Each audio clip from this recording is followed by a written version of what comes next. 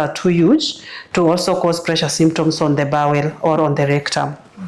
And then if they are so huge also, you may see an abdominal distension. Some people may be as if they are pregnant, but they aren't. Most of them will have menstrual disturbances, and for that I mean some people may have prolonged periods. If they were for 3 days, now they are coming more than 3 days. Some people may have irregular periods. That means they are not cyclical like every month. They might come 2 or thrice a month.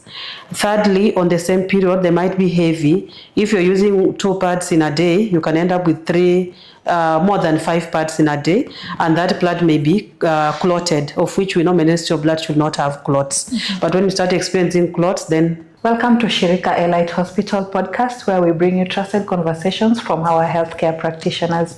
My name is Felisa Zaudi, and I'm your host today. We have a gynecologist on board, and we'll be discussing fibroids. Welcome, Daktari. Thank you so much, Audrey. My name is Dr. Grace Nagila, Obstetrician Gynaecologist, working at Ushirika Elite Hospital. I'm so grateful to be here to discuss a few details about fibroids. Okay, straight into it. Please define fibroids for us. Fibroids, these are just benign growths that happen within the muscles of the uterus, in a layman's language, and they occur during reproductive period. That's between 15 years to 49 years. They can be there later, but then we have to recheck and see if they are really fibroids or there's something else growing within the uterus. Okay. Yeah. And what really causes fibroids? Fibroids literally do not have a cause that is put forward, but there are risk factors that have been put in place. Among the causes, people may talk about the genetics, like it can run in families, can talk about the race, being very pronounced in African and Asian countries, maybe because of the diet. But among the risk factors, we have one is nulliparity. That's where we mean somebody who has never given birth, or a woman who has given birth to few children, because then there is a lot of estrogen within the system that causes the fibroids to grow up. Number 2, we have diet and nutrition. Majority of the people currently junk, and when you junk, you develop a lot of weight. And so when you have a lot of weight, also there is exogenous production of estrogen, which can also cause the fibroids to grow. Another thing that can bring about fibroids to grow is lack of exercises and sedentary life, whereby we do not exercise out what we've eaten, and so gets into the system and makes fibroids to grow. So those are just among the risk factors or postulations that have been put across for the development of the fibroids. Okay. Among others. Please highlight to us some signs and symptoms of fibroids that we can look out for. Okay, on the signs and symptoms of fibroids or a woman with fibroids, one, most of them will have menstrual disturbances, and for that I mean some people may have prolonged periods. If they were for 3 days, now they are coming more than 3 days. Some people may have irregular periods. That means they are not cyclical like every month. They might come 2 or thrice a month. Thirdly, on the same period, they might be heavy. If you're using 2 pads in a day, you can end up with more than 5 pads in a day, and that blood may be clotted, of which we know menstrual blood should not have clots. But when you start experiencing clots, then fibroids might be growing. Another thing, you might also experience a lot of intense cramps during menses or just before.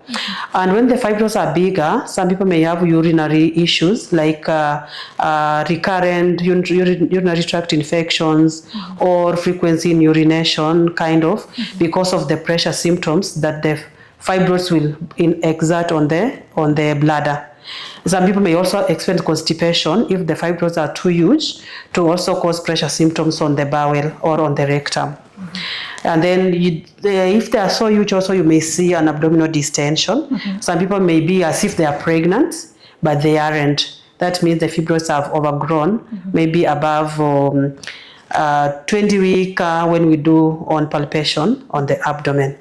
So those are just among the signs and symptoms that the patients may experience. Okay. And how do you diagnose fibroids in a patient? Diagnosis is one, when the patient comes with the signs and symptoms, there is high suspicious of index, especially occurring within reproductive age. Number 2, you do physical examination and you're able to palpate a mass within the uterus. That means if they're on the abdomen, that means if they're bigger enough, you can palpate them. And you can also do a vaginal examination to see if the mass is moving with the uterus or it isn't. And then you can do imaging, and the main one we do most of the time is an ultrasound, of which a pelvic ultrasound or a TVS, you're able to see the fibroids, and that categorically will help you know the types of fibroids the patient has, like the location and how they're affecting the patient, and to know which treatment modality will be the best for this particular patient. Okay. Yes. And lastly, how do we treat fibroids? On the management of fibroids, I can categorically put it into 2. We have the medical management and we have the surgical management, of which the medical management may apply for people with maybe very small fibroids, less than 5 centimeters. We try options like giving them estrogen components or progesterone components to help shrink the fibroids, but it may not be long stay. That's why we do not talk about it so often, because after some time the medication may not work again. So that's why the surgical takes over. And in surgical, we have a couple of things we do. If they are huge, that means we palpate 20 weeks and above. We can do laparotomy, then do myomectomy. That means if the woman wants to conceive again, we remove the fibroids via an incision into the abdomen. Number 2, if they are smaller and they are causing symptoms, we can choose to do, and they are within the uterus, then we can do laparoscopic hysterectomy. That means there is no incision on the abdomen, but we do through transvaginally. We can do it still through laparoscopic myomectomy.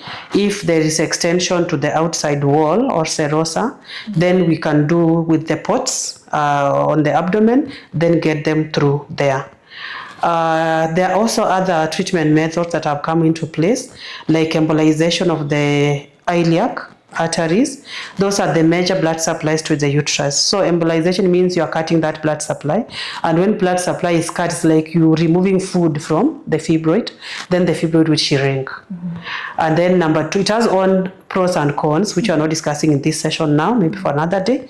And then we have another one now, which is high intensity ultrasound, the HIFU, which is now happening currently in our country, though there are not many stations for it, and the financial implications, but it's also a good deal to try to get rid of the fibroids. Okay. Yes. Thank you. Those are just among what we do.